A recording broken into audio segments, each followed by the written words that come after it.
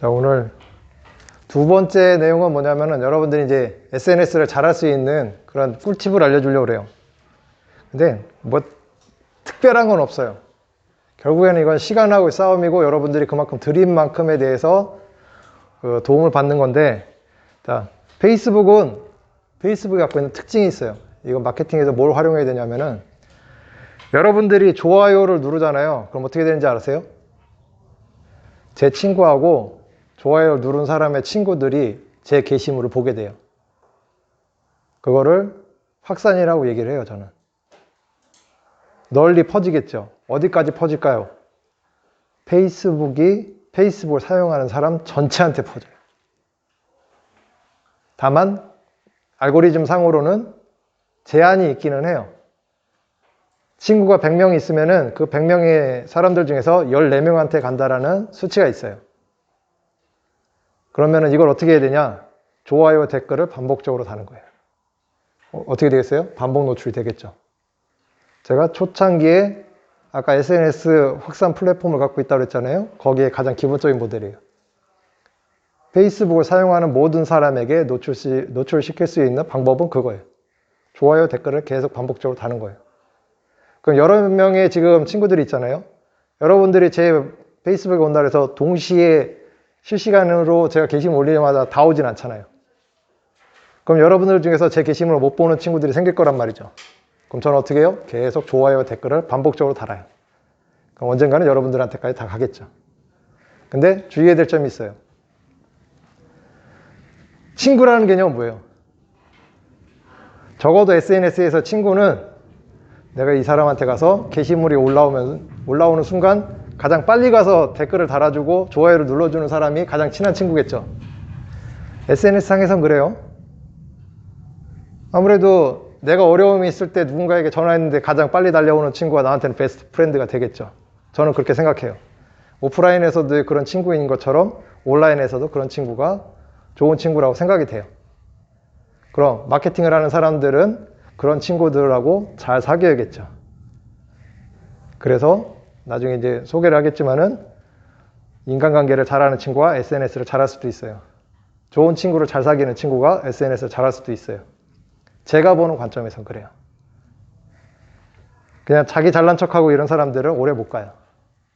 사람들이 그런 사람을 좋아하지 않아요. 그냥 겉으로는 좋아할지 모르지만 속으로는 싫어할 수도 있는 확률이 높아요.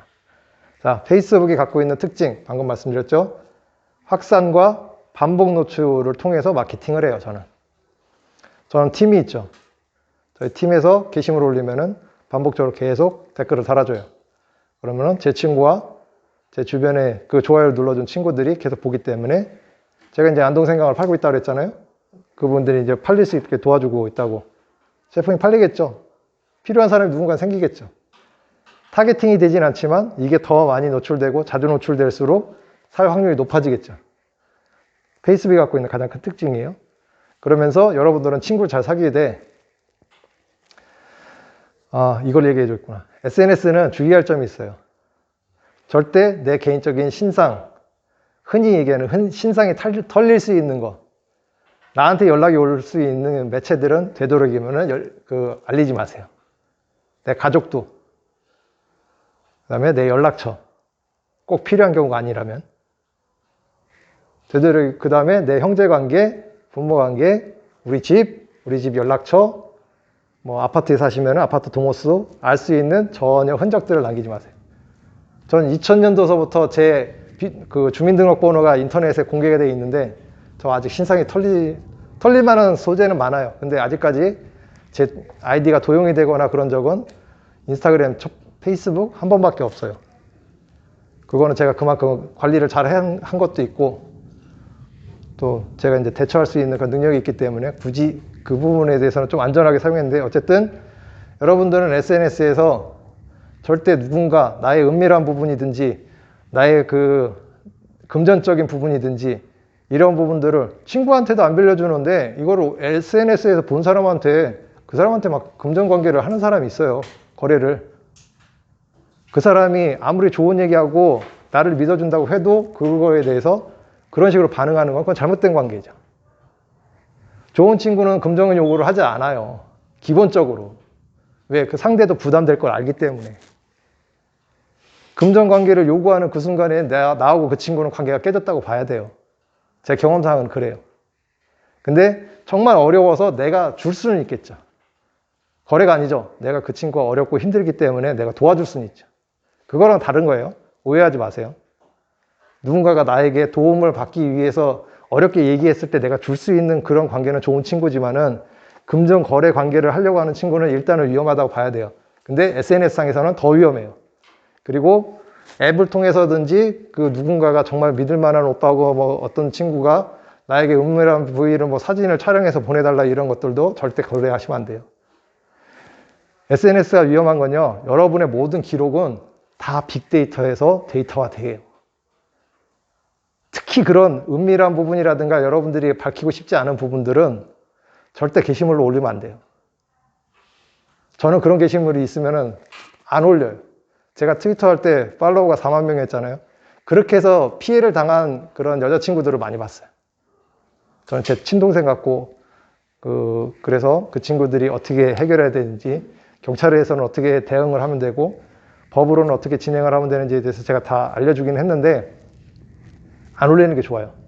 남자친구 생겼다고 그래서 올리는 것도 되도록이면 럽스타그램도 저는 이제 지양을 해요. 되도록 올리지 마세요. 그 친구랑 영원할 것 같죠? 그때는 그럴 것 같아요. 그렇지 않아요. 그렇지 않을 확률이 높기 때문에 되도록이면 신중하게 하셨으면 좋겠고요. 그래서 페이스북이 됐던 컨텐츠를 올릴 때는 이런 주의점을 갖고서 페이스북에다 올리되 반응을 계속 유도를 할 수 있는 그런 스킬을 만드셔야 돼요. 일단 친구들도 늘리셔야 되고요. 내가 친구가 이제 페이스북이 5,000명까지잖아요. 어쨌든 친구들이 많아야 그거 볼 사람들도 늘어나잖아요. 그러면 그 친구들 중에서 SNS 활동을 하는 친구들이 있어야 보고 이 게시물을 올린 거에 대해 의미가 더 효율성이 높아질 테니까 저는 친구 요청이 들어오면은 열심히 활동하는 친구들한테만 수락을 해줘요. 저 그래서 친구가 페이스북에 지금 3,600명밖에 친구가 없어요. 왜 3,600명이냐? 처음에 제가 그 기자단을 들어가려고 했는데 친구가 3,000명이 아니라고 그래서 잘렸어요. 탈락됐죠. 그래서 제가 7부를 일부러 만들어 가지고서 3,000명을 넘기고 나니까 그때서 이제 제가 기자단 활동을 할 수 있는 그런 기회가 주어지더라고요. 그리고 나서도 지금 600명밖에 안 는 거예요. 그게 벌써 5년 전 일인데. 친구가 중요하잖아요. 그렇다고 해서 제가 좋아요가 안 나오냐? 확산이 안 되냐? 아니죠. 방금 말씀드렸잖아요. 좋아요, 댓글 계속 달면은 계속 확산은 돼요. 자, 인스타그램. 페이스북이 그렇게 자꾸 사람들한테 게시물이 올라오고 하니까 이게 이제 불편한 거죠. 그래서 사람들은 사진 한 장, 동영상 15초짜리 동영상 보는 게 더 편해져. 그리고 댓글 달기도 귀찮은데 하트만 눌러주면 끝나는 거잖아요. 인스타그램은.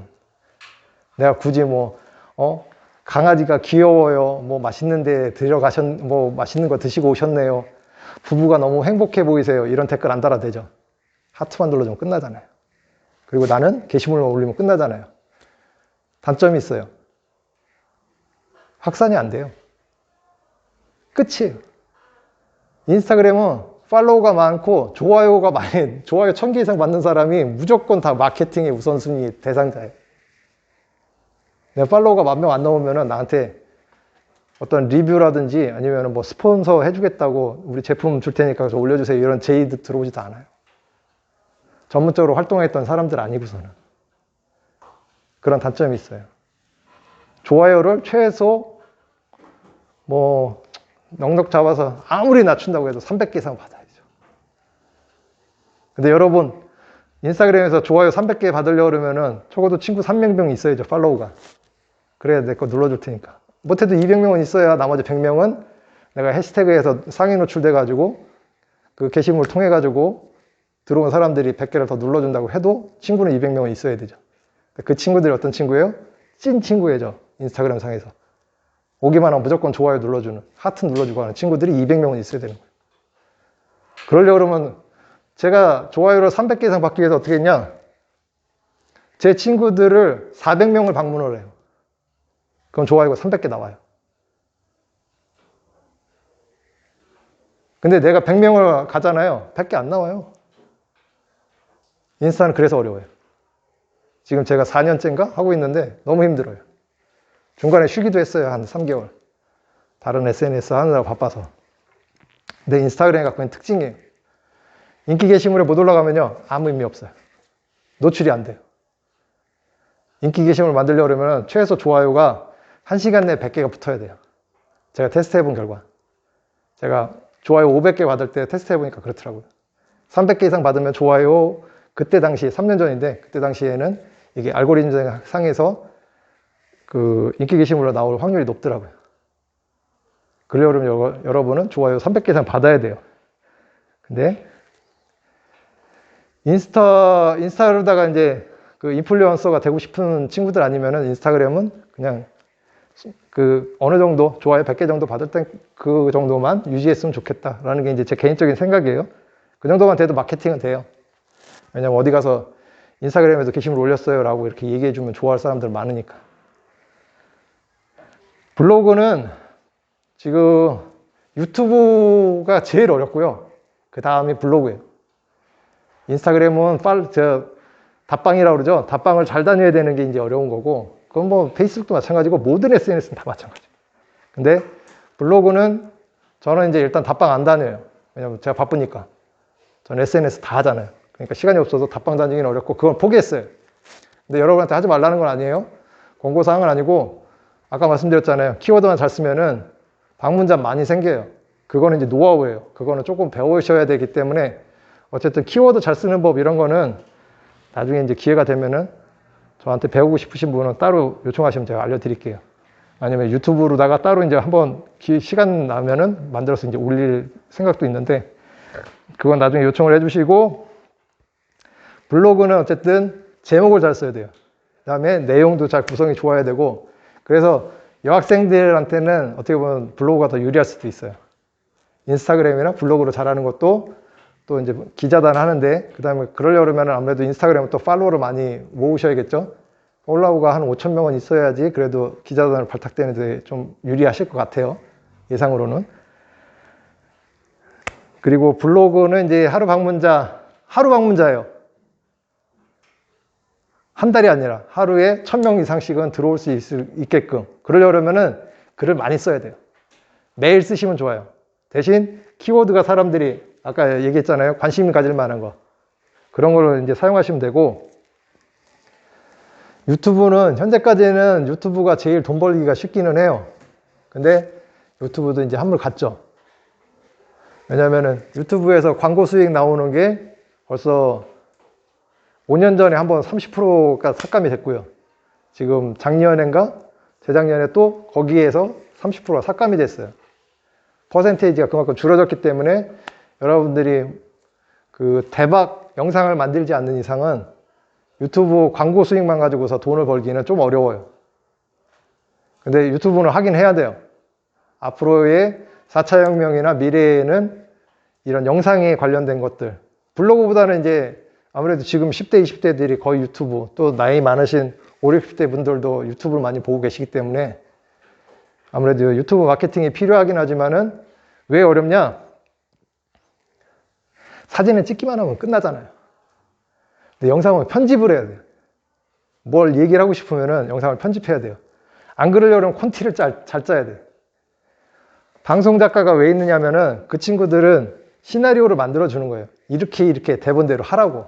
드라마가 그런 거잖아요. 배우들은 거기에 맞게끔 연기를 잘 해줘야 되는 거고. 근데 내가 그걸 한다고 혼자서 그걸 다 한다고 생각해 보세요. 사람들한테 관심 있는 거, 인기 있는 거, 사람들이 이제 좋아할 만한 거, 그런 것들을 계속 내가 만들어내려고 해보세요. 그래서 보통 과거에 항상 문제가 됐던 게 뭐예요? 욕설이라든지 음란한 거라든지 아니면 사람들을 막 비하하는 거라든지 쉬운 것들로 자꾸 안 좋은 방향, 부정적인 방향으로 자꾸 이 컨텐츠들이 방향성을 자꾸 가다 보니까 문제가 생기더라고요. 오래 못 가요, 그런 거는. 근데 진정성 있는 거, 뭐 좀 이따도 말씀드리겠지만은 유튜브는 어쨌든 알고리즘 상에서 비슷한 내용의 그 내용들이 있으면은 옆에 관련되어 있는 영상들이 이제 뜨잖아요. 거기 하나 잘 걸리게 되면은 100만 뷰 만드는 것도 쉬워요. 근데 거기에 어떤 내용을 담고 있느냐가 더 중요해요. 그래야지 100만 뷰도 나오고 10만 뷰도 나오고 뷰가 많이 나와요. 그리고 어떤 게 그렇게 나올지 몰라요. 사람들이 어떤 걸 관심을 갖고 있는지 100%다 그거를 상황을 분석하거나 그거를 확률을 맞출 수 있는 가능성이 이렇게 많지 않거든요. 그래서 어떻게 하냐? 꾸준히 올려야 돼요. 아까 말씀드렸던 그 폰 아저씨가 처음에는 구독자 1000명을 만들려고 그렇게 고생을 했어요. 6개월이 넘게 걸렸어요. 어떻게 했냐? 다니면서 제가 이렇게 오늘 여러분 만났잖아요. 여러분 스마트폰 받아가지고 나 구독 좀 눌러줘 그러면서 다 뺏어가지고 하나하나 다 구독을 누른 거예요. 처음에 300명, 400명 그렇게 만들었어요. 근데 언제부터 늘어났냐? 이 사람이 얘기하는 게 진실성 있고 저도 그 친구한테 계속 스마트폰 바꿔요. 그 이유는 그 친구가 믿음이 있기 때문에. 나한테 어떤 돈을 더 벌기 위해서 엉뚱한 기계를 소개하거나 그러지 않거든요. 그런 신뢰가 있어서 그 친구한테 계속 스마트폰을 바꾸는데 그런 강점을 가지고 유튜브에다가 항상 얘기를 하고 올리라고 방향을 잡아줬더니 6개월 지나고 난 다음에 뭐 3,000명 되고 5,000명 되고 그러더니 어느 순간 10,000명도 넘어가게 되고 지금 이제 유튜브 생활한 지 한 2년 정도 돼 가는데 2만 명 넘게 모인 것 같아요. 조회수 잘 나오는 거는 뭐 10만에 20만에 나오는 것도 있고 어쨌든 그 유튜브 수익 가지고서 자기가 활동할 수 있는 활동비 되는 정도 많게는 한 100만 원대 이상도 나온다고 하더라고요. 달달이. 어쨌든 유튜브는 그런 게 이제 좀 필요해요. 근데 여러분들이 스마트폰을 가지고 촬영을 잘해야 되는 그런 능력이 좀 필요하기 때문에 유튜브는 여러분들의 스킬들이 가장 잘 올라왔을 때 그때 하는 게 좋지 않나. 컨텐츠를 잘 만들 수 있을 때. 그럼 블로그로 해보면 그게 되게 쉬워져요. 왜냐하면 사람들의 상황도 분석하고 키워드 분석도 가능하고 그 다음에 컨텐츠를 어떻게 만들면 되고 사진으로 먼저 해봤으니까 이거를 영상으로 찍기만 하면 되잖아요. 내가 그 방송작가들처럼 콘티를 짠 거니까 그 사진을 찍었던 걸 사진을 슬라이드 쇼처럼 이렇게 쭉 붙여가지고서 편집을 해도 되죠. 거기다 자막만 넣으면 되니까. 어쨌든 유튜브는 그런 이제 특징이 있고 잘하려고 하면은 지금까지 했던 페이스북, 인스타그램, 블로그로 하는 모든 능력치를 다 압축해서 여기다 집어넣어야 돼요. 그 컨텐츠 제작하는 능력과 스마트폰 사용하는 모든 능력들을 여기다 쏟아 넣어야지 유튜브를 살릴 수 있어요. 유튜브 계정을. 그래서 저는 어렵다고 생각해요. 근데 함께 하면은 그렇게 어렵진 않겠죠? 편집 잘하는 친구, 자막 잘 넣어줄 친구, 영상 찍어줄 친구, 콘티 만들어줄 친구, 그 다음에 연기해줄 친구, 배우로서 앞에서 이제 카메라 앞에 설 친구, 이렇게 해서 이제 한 5명 정도, 3명에서 5명 정도가 이제 팀이 돼서 움직이게 되면은 가능성은 있겠죠. 그래서 아까 얘기했던 대로 SNS는 협업이 중요해요. 협동. 함께. 나 혼자서 모든 걸 다 하겠다라는 생각보다는 같이 하려고 하는 게 그런 게 중요하고요. 추천 도서 중에 SNS를 잘 하려고 그러면 다른 이제 추천 도서 아까 얘기하려고 했던 게 있었는데 일단은 제가 이제 드리고 싶은 얘기는 이건 인생에 관한 얘기예요. 앞으로 좋은 사람을 만나고 싶다. 어려운 거지만은 인물지라고 하는 사람은 어떤 성향을 갖고 있다라고 하는 그런 거에 대해서 모든 것들을 다 분석해 놓은 책이에요. 과거 2000년 전에. 그래서 사람들의 상대를 어떻게 대해야 될지 잘 모른다.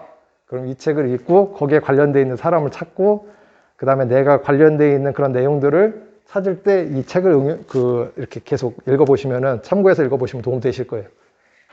인물지예요. 유소라는 그 사람이 쓴 건데 이게 저 삼국지에 나왔던 그 시대 이야기예요. 그때 조조라는 그 인물이 사람을 천거를 해야 되는데 어떤 사람을 그 사람을 거기에 관직에 맞는 사람을 선택을 할 건가 그럴 때 이제 나왔던 얘기고요. 아까 이제 앞으로 어떻게 변화가 일어날 것이냐 그거는 이분이 다 얘기해놨어요. 엘빈 토플러, 뭐 피터 드러커 이런 분들이 미래학자라고 하는 분들이 세상의 흐름에 대해서 다 얘기를 해놨고요. 그 다음에 서울대학교의 그 김난도 교수님이 트렌드 분석을 매년 해요.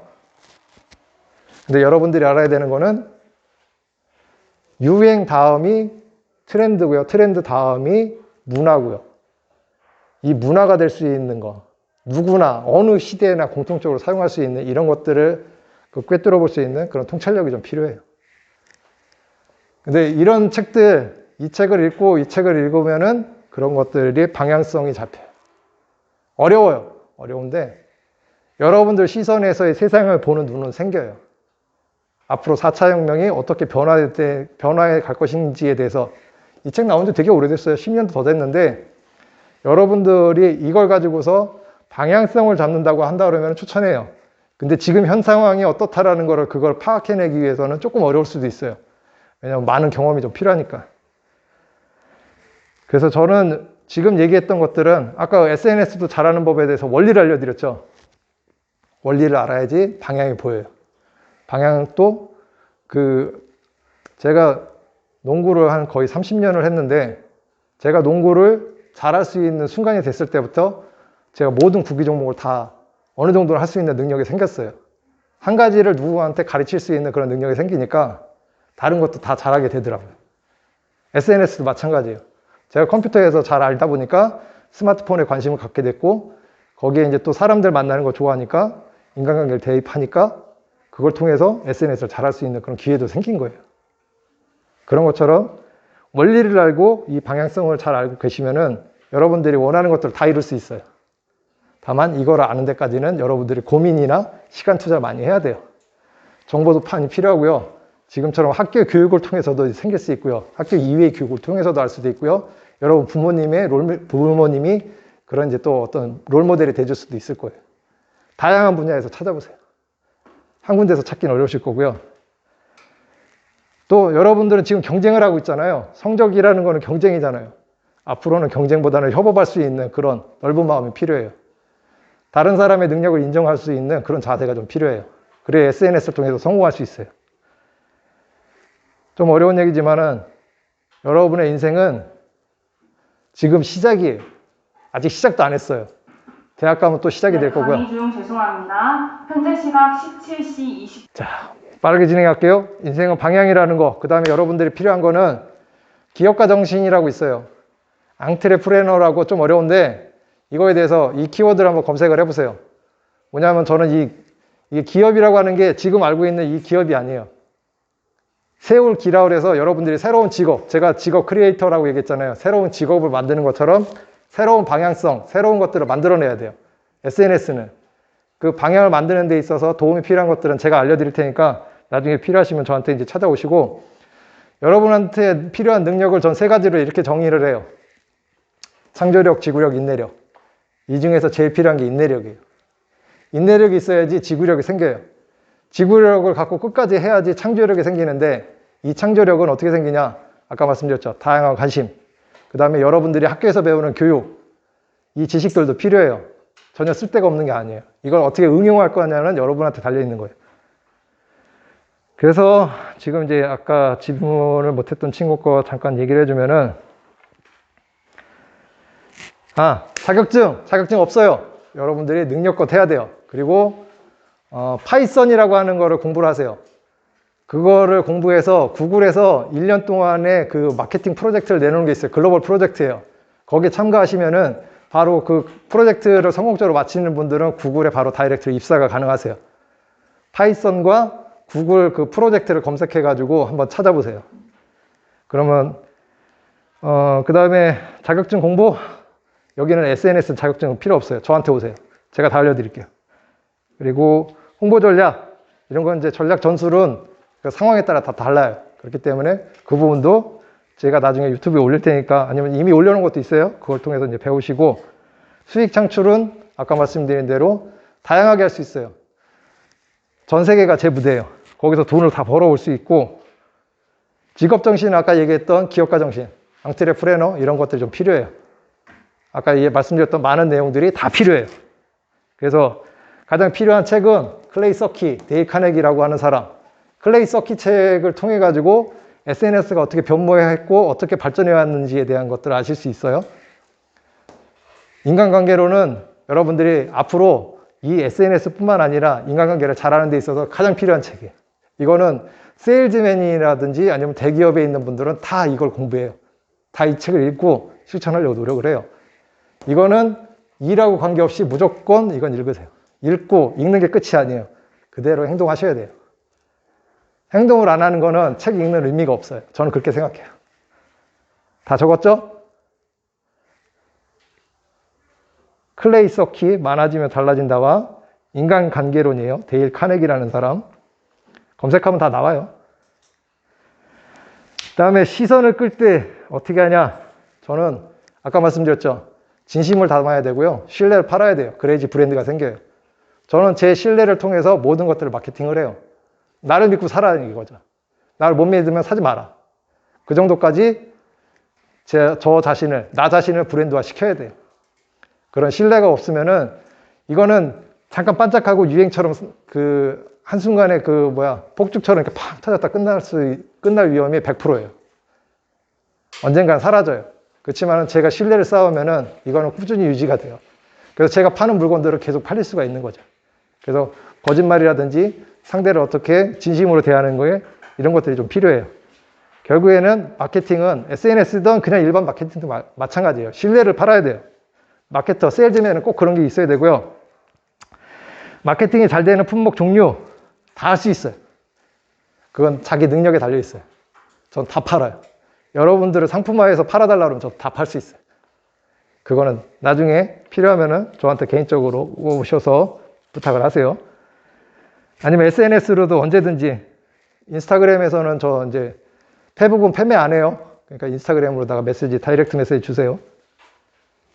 카톡에도 CPF로 치면은 제 아이디 뜰 거예요. 카톡 보내셔도 돼요. 마케팅과 비교해서 장단점, 저는 그렇게 생각해요. 단점도 많고요, 장점도 많아요.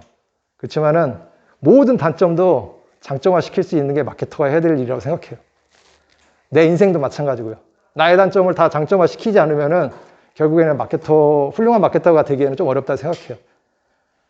그 사람이 성숙해가는 과정이 어떤 단점을 장점화 시킬 수 있는 이런 노력들이 필요하다고 생각해요.